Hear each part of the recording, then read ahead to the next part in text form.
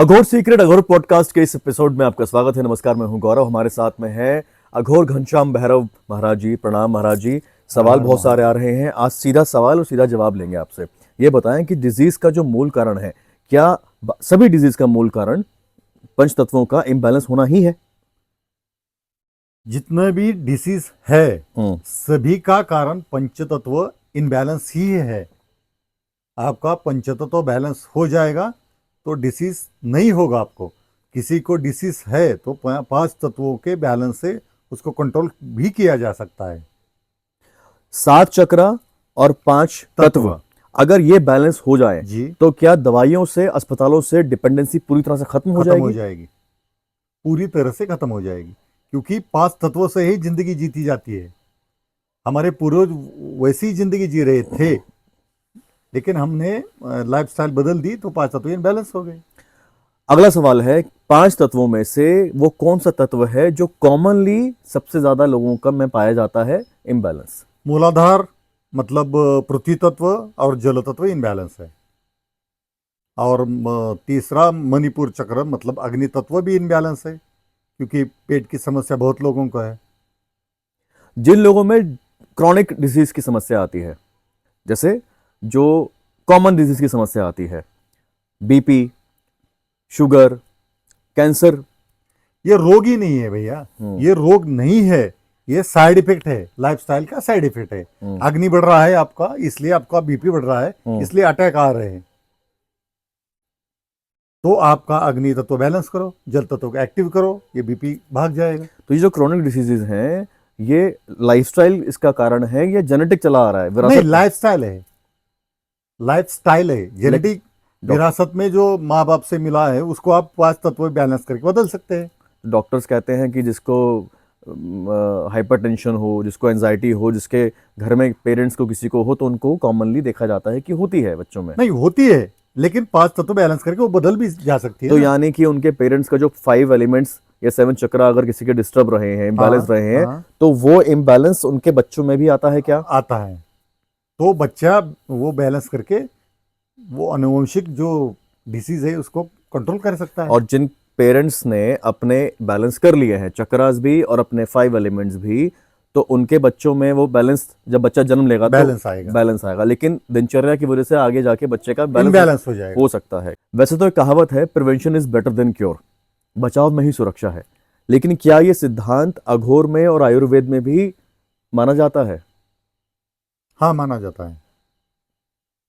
तो प्रिवेंशन कैसे किया जाए? किसी भी बीमारी को आने से ही कैसे रोक लिया जाए? पहले तो आपका कौन सा तत्व बढ़ा हुआ है, कम हुआ है, उसको चेक करके आप उस टाइप का योगा कर सकते हो। प्राणायाम भी है उसमें, और नीम के पत्ते खा लो, बेल के पत्ते खा लो, वो सब अग्नि बढ़ाए तो ये खा लो। धन्य वो आयुर्वेद भी आपका पांच तत्वों का बैलेंस करा देता है। आयुर्वेद काम करता है पांच तत्वों के ऊपर। अभी आपको खांसी है, सर्दी है, तो तुलसी के पत्ते खा लो आप। तो इसका मतलब तुलसी के पत्ते में जो भी है वो आप साइंस के हिसाब से देखोगे तो कैल्शियम है, बोरॉन है, आम का है, वो बहुत से एलिमेंट है उसमें। ये घटक बोलते हैं उसमें, न्यूट्रिशन, सब हिसाब से आपका न्यूट्रिशन का है। तो ये 5 एलिमेंट्स को बैलेंस करने का जो सिद्धांत है, जो फिलॉसफी है, क्या ये सेल्फ हीलिंग पर ही ज्यादा भरोसा करता है? हाँ, सेल्फ हीलिंग। पहले बॉडी में आप पांच तत्व आपके बॉडी में है, तो आपके बॉडी के पांच तत्व आपको बैलेंस करना ही पड़ेगा।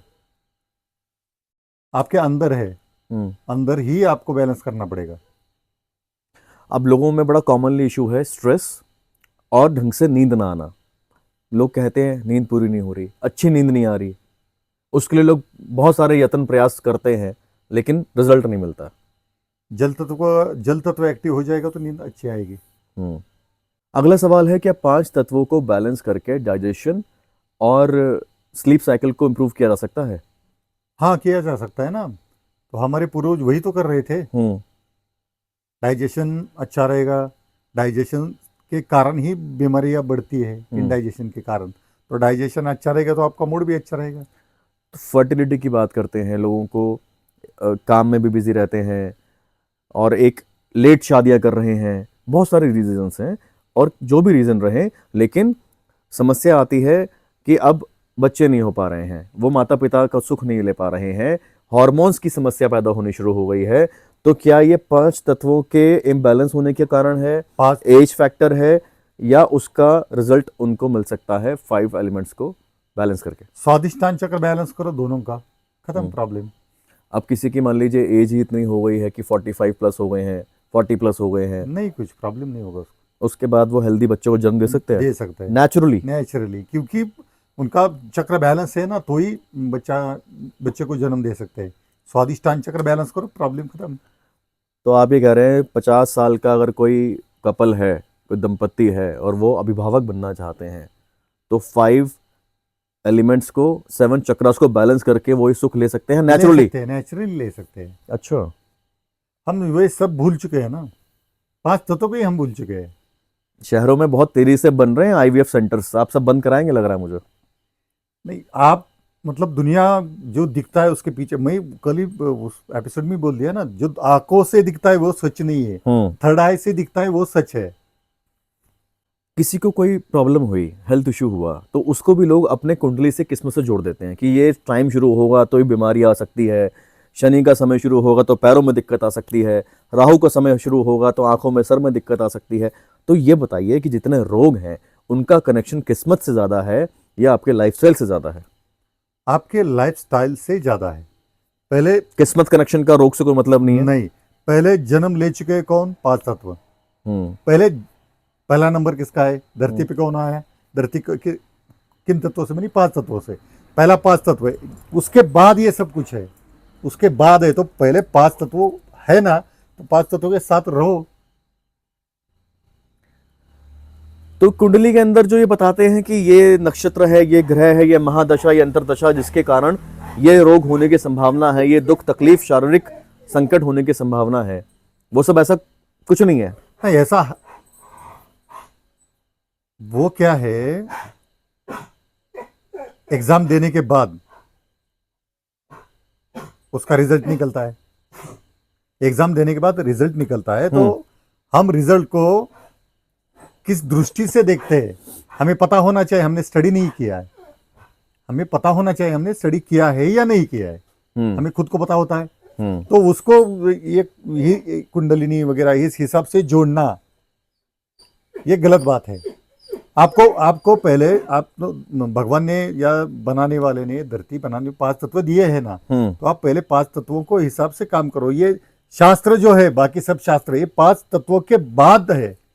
ओके, 5 तत्वों के बाद है, तो इसका स्टडी पहले करना चाहिए ना 5 तत्वों का, उसके बाद उसका स्टडी करो, करना है तो 5 तत्वों की स्टडी कर ली, 5 तत्वों को बैलेंस अगर कर लिया, हाँ, तो फिर उसके बाद में ये डर हॉरोस्कोप का वजह से ये शरीर में संकट आ गया या आ सकता है, वो खत्म हो जाएगा? वो सब खत्म हो जाएगा। तो आप एक उसको संकट को आप साथ में लेके चलोगे। इस दुनिया में कोई संकट होता ही नहीं है, कभी दुख भी नहीं होता। भैया, प्रेजेंट से ज्यादा लोग फ्यूचर में रहते हैं कि ऐसा ना हो जाए हमारे साथ, ऐसा हो सकता है क्या हमारे साथ, तो फ्यूचर का डर होता है। तो 5 एलिमेंट्स को बैलेंस करने के बाद क्या मन में से फ्यूचर का डर खत्म हो जाता है? अपने आप खत्म हो जाएगा। कौन बता सकता है मैं आज रात को सोने के बाद सुबह जल्दी उठूंगा? लेकिन लोग इसे फ्यूचर की प्लानिंग भी तो कहते हैं कि हमें आगे 5 ईयर्स में ऐसा करना है। शॉर्ट टर्म प्लानिंग मेरी इन्वेस्टमेंट की ये है, लॉन्ग टर्म प्लानिंग मेरी ये है। जब कोई आदमी कॉर्पोरेट में जॉब के लिए जाता है तो एचआर तो फॉर्म भरवाता है कि अगले 5 साल में आप अपने आप को कहाँ पर देखते हैं। तो कंपनी में जब आदमी ज्वाइन करने जा रहा है तो डे 1 से ही वो फ्यूचर के बारे में सोचना शुरू कर देता है कि 5 साल के बाद मुझे क्या बनना है। मैं आज यहाँ मैनेजर बन गया तो मुझे जीएम बनना है या वाइस प्रेसिडेंट बनना है क्या, या मुझे किसी और कंपनी में जाना पड़ेगा क्या, मेरा अप्रेजल होगा या नहीं होगा, दुकान खोलिए तो ग्राहक आएंगे या नहीं आएंगे, माल टाइम से डिलीवर होगा या नहीं होगा। बहुत सारे फ्यूचर के प्लानिंग शुरू हो जाती हैं। अब ये इसको आप फ्यूचर का डर कहिए या प्लानिंग कहिए। नहीं, मैंने वो एक एग्जांपल दे के भी आपको बताया ना, आप डरो मत, आप सेवा करो। सेवा करेंगे पैसा अपने आप आपके पास आ जाएगा।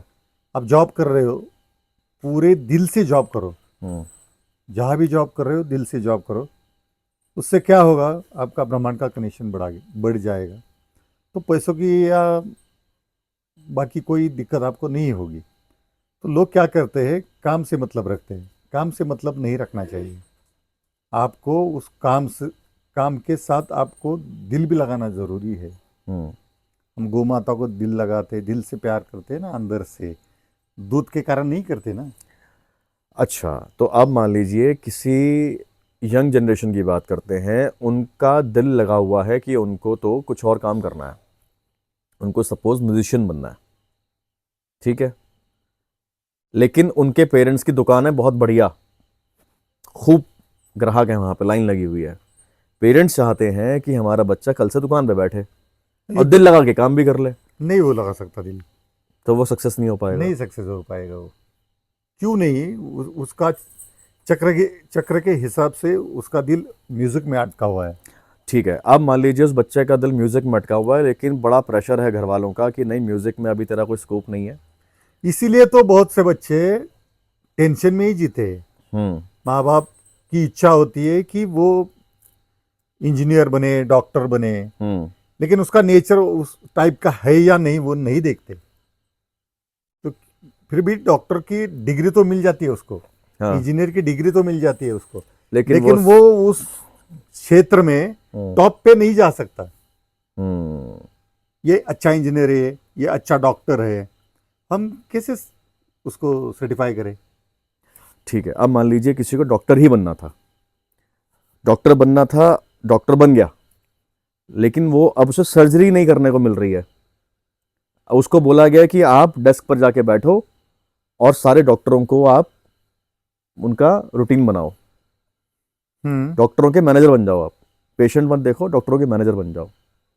अब वो दिल से लगा रहा है, मेहनत भी कर रहा है, पहले वो 8 घंटे ड्यूटी करता था, वो 12 घंटे भी ड्यूटी कर रहा है, 5 एलिमेंट्स को बैलेंस भी कर रहा है, योग साधना भी कर रहा है। तो क्या सक्सेस मिल पाएगा उसको, या स्ट्रेस तो आएगा, क्योंकि उसका दिल तो लेकिन लगा हुआ है सर्जरी में ही। नहीं, उसको सक्सेस तो बहुत अच्छी तरह से मिलेगा। क्यों मिलेगा? क्योंकि उसका दिल उसमें अटका हुआ है और वो पूरी प्रामाणिक मतलब ईमानदारी से वो काम कर रहा है। तो ब्रह्मांड भी यही चाहता होगा कि वो जो सर्जरी करने की इच्छा रख रहा है वो ऐसा बने, ऐसा डॉक्टर बने। पूरे वर्ल्ड में नहीं है ऐसा डॉक्टर, ऐसा डॉक्टर बने। वो ब्रह्मांड भी ऐसा चाह रहा होगा ना। तो उसको इतना ईमानदार है, फिर भी उसको प्रॉब्लम आ रही है उसके हिसाब से। तो हमारे सोच से वो प्रॉब्लम नहीं होती, वो ट्रेनिंग होता है।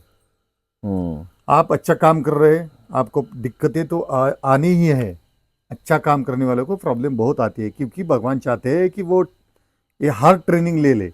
क्यों ट्रेनिंग ले ले? कि वो आगे जाके बहुत बड़ा बन जाए। लेकिन हम क्या सोचते हैं कि हम भगवान को मानते, सेवा भी करते, तो हमें तकलीफ क्यों आती है? लेकिन ये दोनों बातें तो कॉन्ट्रोडिक्टरी लगती है ना। एक तरफ ये है कि जिसका जो पैशन हो, उसका जहाँ दिल हो, उसको वही काम करना चाहिए जी। अब लेकिन दूसरा ये है कि उसको काम करने को नहीं मिल रहा, तो उसका मतलब उसकी ट्रेनिंग हो रही है। वो तो अभी महाराज बना नहीं है, वो तो आम श्रोता है, सुन रहा है अभी आपको। तो वो उसके लिए क्या रास्ता सही है, क्या पेशेंस रखने है उसको, और वो ट्रेनिंग से भागना नहीं है उसको, वो पूरी ट्रेनिंग करनी है उसको। हम क्या करते हैं, ये काम खराब हो गया तो उसकी गलती है, और काम सही होगा तो मेरे कारण हुआ। ये हमारी ये सोच ही ऐसी है हमारी। तो किसी के कारण हमारा भला भी नहीं होता, किसी दूसरे के कारण हमारा बुरा भी नहीं होता। हम किसी का भला भी नहीं कर सकते और किसी का बुरा भी नहीं कर सकते। ये सब ब्रह्मांड का खेल है, रचा हुआ। इसे तो मोह माया बोलते हैं। ये खेल को समझो पहले, तो जिंदगी अपने आप बदल जाएगी।